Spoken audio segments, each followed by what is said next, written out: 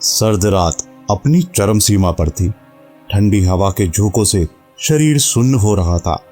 5 लोग एक पुराने ढाबे के बाहर जलती आग के इर्द गिर्द बैठे थे। लकड़ियों की लपटें कभी तेज कभी धीमी हो रही थी और उनसे उठता धुआं अंधेरे में घुलता जा रहा था। वे आपस में कहानियां सुना रहे थे। कोई किसी पुराने किस्से का जिक्र कर रहा था तो कोई डरावनी घटनाओं पर चर्चा कर रहा था। उनके शब्दों के साथ ठंड में कंपन थी, पर आंखों में एक अलग सी चमक। अरे भाई, भूत वूत कुछ नहीं होता, ये सब बस कहानियां हैं। हाँ, ये बात कहने वाले ही सबसे ज्यादा डरते हैं। डर लगे या ना लगे, मजा तो आता है। वैसे पिछली बार तुम भी तो कह रहे थे कि पुराने अस्पताल के पास कोई दिखता है रात में। हाँ, लेकिन वो सब छोड़ो, आज तो ठंड हड्डियों तक घुस रही है। अचानक दूर से घोड़े की टापों की आवाज आई। सबके कान खड़े हो गए। सड़क पर नजरें दौड़ाई तो धुंध के बीच एक तांगा धीरे धीरे उनकी तरफ बढ़ता दिखाई दिया। लकड़ी के पहियों की घिसटती आवाज ठंडी रात की खामोशी में गूंज रही थी। तांगे के अंदर एक आदमी बैठा था जिसने अपना चेहरा गहरे कपड़ों से ढक रखा था। जैसे ही तांगा आग के पास आके रुका, उसमें से एक बूढ़ा कांपता दिखाई दिया। सन्नाटा पसर गया। आग की लपटें बस हल्की हल्की जल रही थी। हवा में एक अजीब सी ठंडक घुल गई थी। बूढ़ा आदमी धीरे धीरे तांगे से उतरा। ठंड से कांपते उसके हाथों को सहारा देने के लिए तांगे में बैठा दूसरा आदमी आगे बढ़ा। उसका चेहरा अब भी मोटे कपड़े से ढका हुआ था। सिर्फ उसकी आंखें दिखाई दे रही थी, गहरी, ठंडी और स्थिर। उसने बूढ़े को आग के पास बिठाया और खुद भी वहीं बैठ गया। कुछ देर तक बस आग की लकड़ियों की जलने की आवाज ही सुनाई देती रही। 5 आदमी उस नए अजनबी को जिज्ञासा भरी नजरों से देख रहे थे। आप लोग बहुत दूर से आए हुए लगते हो। हाँ, बहुत दूर गांव से। नाम है भोपालपुर। अरे, ये गांव तो कहीं सुना लग रहा है। ये वही गांव तो नहीं जिसमें एक डॉक्टर आया था और उसने लोगों का मुफ्त इलाज किया था, फिर किसी ने उसे मार डाला। वह अपनी हथेलियां आग की तरफ बढ़ाकर तापने लगा। बुजुर्ग अब भी कांप रहा था। उसकी आंखें बस आग की लपटों में जमी हुई थी, जैसे कुछ सोच रहा हो या फिर कुछ याद कर रहा हो। फिर तांगे वाला आदमी बोलने लगा। हाँ, सही कहा। एक समय भोपालपुर के लोग बहुत खुश थे। शहर से एक डॉक्टर आया था, पढ़ा लिखा, समझदार। उसने गांव में एक अस्पताल खोला और वहां मुफ्त इलाज करने लगा। गरीब लोग जो कभी अस्पताल आने की हिम्मत नहीं कर पाते थे, अब खुशी खुशी वो भी इलाज के लिए आने लगे। किसी को बुखार हो, चोट लगी हो, सांस की तकलीफ हो, सबका इलाज यहीं होता। आग की लपटें हल्की तेज हुई। 5 आदमी चुपचाप सुन रहे थे। तांगे वाले की आवाज में एक अजीब सा ठहराव था। गांव के लोग उसे भगवान मानने लगे। उन्हें लगा कि अब किसी को कोई डर नहीं। लेकिन कुछ ही महीनों बाद अजीब घटनाएं होने लगी। उसने एक लंबी सांस ली। ठंडी हवा ने जलती हुई लकड़ियों की लपटों को और भड़का दिया। शुरुआत में किसी ने ध्यान नहीं दिया, लेकिन धीरे धीरे हर 10 में से एक आदमी मरने लगा। जो भी वहां इलाज कराने जाता, चाहे उसे छोटी सी खांसी हो या मामूली चोट, उनमें से कोई ना कोई मर जाता और डॉक्टर हमेशा कहता, ये बीमारी से हुआ। 5 में से किसी ने कुछ नहीं कहा। सब चुपचाप बैठे सुन रहे थे। फिर एक दिन एक गरीब आदमी दौड़ता हुआ अस्पताल के बाहर पहुंचा। उसके चेहरे पर गुस्सा और दर्द दोनों थे। उसके पीछे गांव के कुछ लोग भी थे और वो चिल्लाने लगा। तांगे वाले ने पहली बार अपना सिर हल्का सा झुकाया। आग की रोशनी में उसकी गहरी आंखें और डरावनी लग रही थी। मेरा बेटा सिर्फ 10 साल का था, उसे सिर्फ हल्का बुखार था। डॉक्टर ने कहा कि ठीक हो जाएगा, लेकिन उसने मेरी आंखों के सामने दम तोड़ दिया। आग के पास बैठे लोगों में से एक ने घूंट भरकर निकला। ठंड अब भी तेज थी, लेकिन कहानी सुनते हुए किसी को महसूस नहीं हो रही थी। तुम लोग कहते हो डॉक्टर फरिश्ता है। जब मैंने अपने बेटे का मरा हुआ शरीर उठाया तब उसकी आंखें गायब थी। तांगे वाले की आवाज गूंजती रही। आग की लपटों की परछाइयां उनके चेहरों पर नाचने लगी। बुजुर्ग आदमी अब भी चुपचाप बैठा कांप रहा था, लेकिन उसने अब तक एक भी शब्द नहीं कहा। सबकी नजरें तांगे वाले आदमी पर टिकी थी। कोई कुछ कह नहीं पाया। अचानक आग के पास बैठे बूढ़े आदमी को तेज खांसी उठी। उसकी खांसी इतनी जोरदार थी कि ऐसा लगा जैसे उसके फेफड़े ही फटने वाले हों। उसकी पूरी देह कांपने लगी।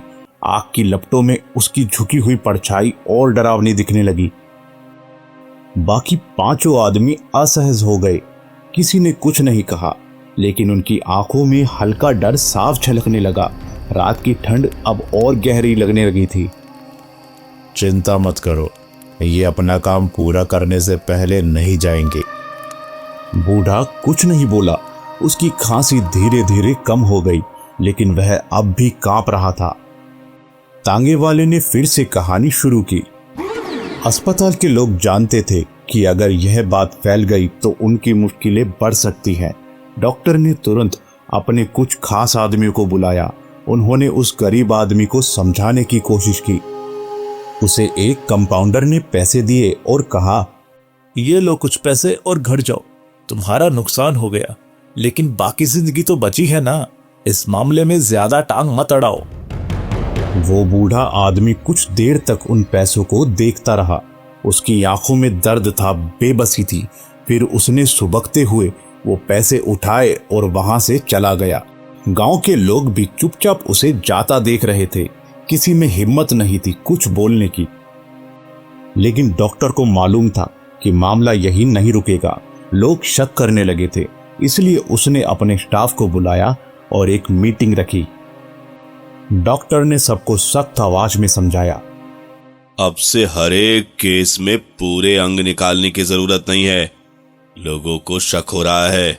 अगर हमें बचना है तो अब हर लाश में से सिर्फ एक ही अंग लेना होगा, कभी किडनी, कभी आंखें, कभी कुछ और, ताकि किसी को शक ना हो। स्टाफ के लोग सहम गए। कुछ ने सहमति से सर हिलाया तो कुछ की आंखों में डर था, लेकिन डॉक्टर की ताकत के आगे किसी ने कुछ नहीं कहा। वो सब बस चुपचाप उसकी बातें सुन रहे थे।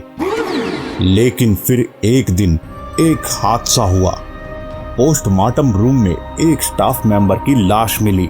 उसकी मौत कैसे हुई किसी को नहीं पता चला। आग अब हल्की पड़ने लगी थी। हवा ठंडी और भारी हो चुकी थी। तांगे वाले आदमी की आवाज और गहरी होती जा रही थी। बूढ़ा आदमी अब भी आग की लपटों को एकटक घूर रहा था। उसके चेहरे पर कोई भाव नहीं था, बस उसकी आंखें गहरी और खाली लग रही थी। आग की लपटें अब मंद पड़ चुकी थी, लेकिन सर्दी और गहरी हो गई थी। हवा में एक अजीब सी चुप्पी थी। किसी को समझ नहीं आ रहा था कि तांगे वाले की कहानी सच थी या बस एक अफवाह। तभी रमेश, जो अब तक चुपचाप सुन रहा था, अचानक बोल पड़ा, ये अफवाहें तो हमने भी सुनी है, लेकिन पूरी सच्चाई किसी को नहीं पता। जो बातें तुम बता रहे हो वो कहीं लिखी नहीं गई, बस लोगों के बीच कहानियों की तरह घूमती रही हैं। बाकी लोग भी रमेश की बात से सहमत दिखे। कुछ ने सिर हिलाया, कुछ ने तांगे वाले आदमी की तरफ देखा, जैसे उसकी प्रतिक्रिया का इंतजार कर रहे हो। तांगे वाला हल्का सा मुस्कुराया। उसकी आंखें आग की रोशनी में चमक रही थी। उसने अपनी भारी आवाज में कहानी फिर से शुरू की। हो सकता है कि यह सब अफवाह हो, लेकिन सच यह है कि उस स्टाफ मेंबर की मौत को छिपा लिया गया था और उसके बाद हर 10वें दिन अस्पताल के किसी न किसी आदमी की मौत होने लगी। कोई रहस्यमय बीमारी नहीं, कोई सबूत नहीं, बस एक के बाद एक मौतें होती रही। धीरे धीरे लोगों ने वहां जाना बंद कर दिया। जो गरीब पहले डॉक्टर की दया की वजह से वहां इलाज कराने आते थे, अब डरने लगे थे। सबसे चौंकाने वाली बात यह थी कि इस सब के बावजूद अस्पताल बंद नहीं हुआ। वो डॉक्टर जिसने ये सब शुरू किया था अब भी वो जिंदा था, लेकिन अकेला। पूरा अस्पताल वीरान हो चुका था। अब वहां कोई स्टाफ नहीं बचा था, कोई मरीज नहीं बचा था। बस वो डॉक्टर रह गया था जो हर हफ्ते में एक दिन वहां आता, अपने अस्पताल में अकेला बैठा रहता था। और फिर एक दिन उसने भी खुदकुशी कर ली। आग की लपटें अब सिर्फ लाल सुर्ख कोयले में तब्दील हो गई थी। ठंडी हवा और भारी हो चुकी थी। बूढ़ा आदमी अब भी कुछ नहीं बोल रहा था, बस आग में टकटकी लगाए बैठा था। बाकी लोगों ने एक दूसरे की तरफ देखा। अब तक उन्हें यह कहानी अजीब सा सच्चा एहसास देने लगी थी, लेकिन फिर भी कुछ अधूरा लग रहा था। तांगे वाला आदमी अब चुप हो गया। उसकी नजरें सीधे रमेश पर टिकी थी, जो अब भी सोच में डूबा लग रहा था। रात अब और भी ठंडी हो चुकी थी। आग की लपटें अब सिर्फ राख छोड़ रही थी, लेकिन उसकी तपिश अभी भी महसूस हो रही थी। तांगे वाले की भारी आवाज और कहानी का रहस्य सबके दिमाग में घर कर चुका था। तभी रफीक ने अचानक चुप्पी तोड़ी। लेकिन ये सब अचानक कैसे बंद हो गया? और इतनी मौतें कैसे हुई? किसी को कुछ समझ नहीं आया। हाँ, मतलब जो भी वहां जाता है मर ही जाता है, कोई बचा ही नहीं। तांगे वाले ने एक गहरी सांस ली और अपनी कहानी को आगे बढ़ाया। जिस दिन उस स्टाफ मेंबर की मौत हुई, उस दिन वो पोस्टमार्टम कर रहा था, लेकिन जैसे ही उसने लाश का पेट चीर कर देखा तो उसे अंदर कुछ भी नहीं मिला। कोई भी अंग मौजूद नहीं था, सिर्फ एक खाली खोल।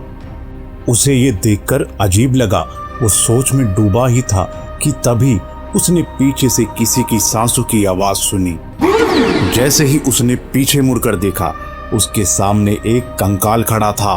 वो चीख रहा था जैसे दर्द से तड़प रहा हो, और अगले ही पल उस कंकाल ने उसी स्टाफ मेंबर को मार डाला। इतना सुनते ही वहां बैठा रमेश जोर से हंस पड़ा। अरे बस करो भाई, एक अच्छी कहानी को जबरदस्ती भूतिया बना रहे हो। डॉक्टर की गलतियों का बदला भूत ले रहे हैं, हद है। बाकी लोगों ने भी हल्की सी हंसी में उसका साथ दिया, लेकिन तांगे वाला चुप रहा। उसकी आंखें आग की बुझती हुई लपटों पर टिकी रही।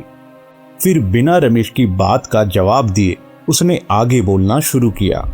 उस गांव में एक दिन एक तांत्रिक रुका था।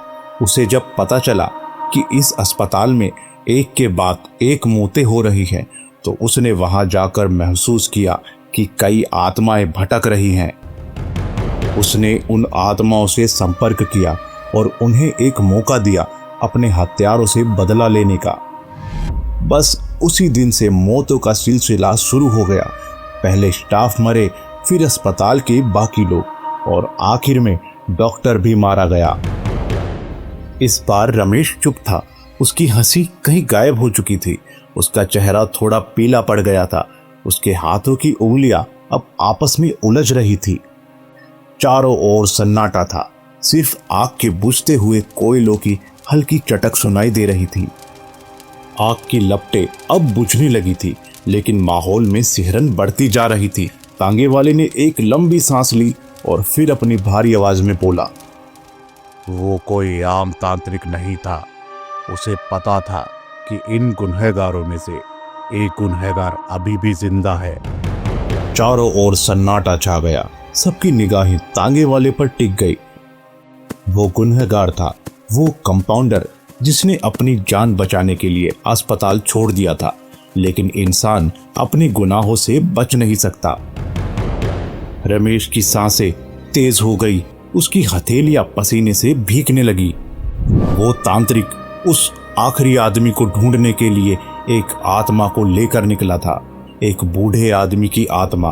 3 साल की तलाश के बाद आज आखिरकार उसने उसे ढूंढ लिया। रमेश का चेहरा सफेद पड़ गया। उसके होंठ कांपने लगे। तभी वो बूढ़ा जोर से खांसा। एक झटके में सबकी धड़कनें तेज हो गई। आग की मंद रोशनी में उसका चेहरा और भी भयानक लग रहा था। तांगे वाले ने रमेश की तरफ देखा और धीरे से कहा, गौर से देखो इसे रमेश। तुमने इसे पहले कहाँ देखा है? रमेश की आंखें फैल गई। उसके चेहरे पर हवाई उड़ने लगी। उसके होठ बुदबुदाने लगे। रमेश घबरा कर वहां से भागा। पागलों की तरह चीखते हुए वो अंधेरे में गायब हो गया। और तभी बूढ़ा आदमी हवा में उठने लगा। उसकी आंखें जलती हुई अंगारों जैसी लाल हो गई। उसका शरीर कांपने लगा, जैसे कोई अज्ञात शक्ति उसमें समा रही हो। बाकी सब लोग हैरानी से देख रहे थे। उनकी आंखें फटी की फटी रह गई। किसी की हिम्मत नहीं हुई हिलने की। अंधेरे में रमेश की चीखें गूंज उठी। बचाओ, मत मारो मुझे माफ कर दो।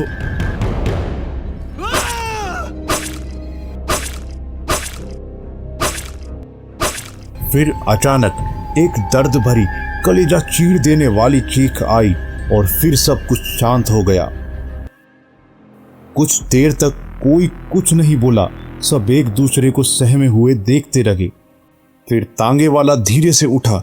उसने अपने कपड़े झाड़े और बिना किसी जल्दबाजी के अपने तांगे की ओर बढ़ा।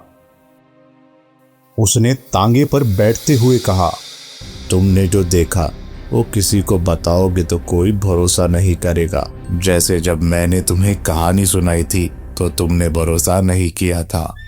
फिर उसने घोड़े की लगाम खींची और तांगा धीरे धीरे अंधेरे में गायब हो गया। बाकी लोग अब भी चढ़वत बैठे थे। आग पूरी तरह बुझ चुकी थी। सिर्फ ठंडी हवा के झोंके रह गए थे और अंधेरे में गूंजती हुई रमेश की आखिरी चीख।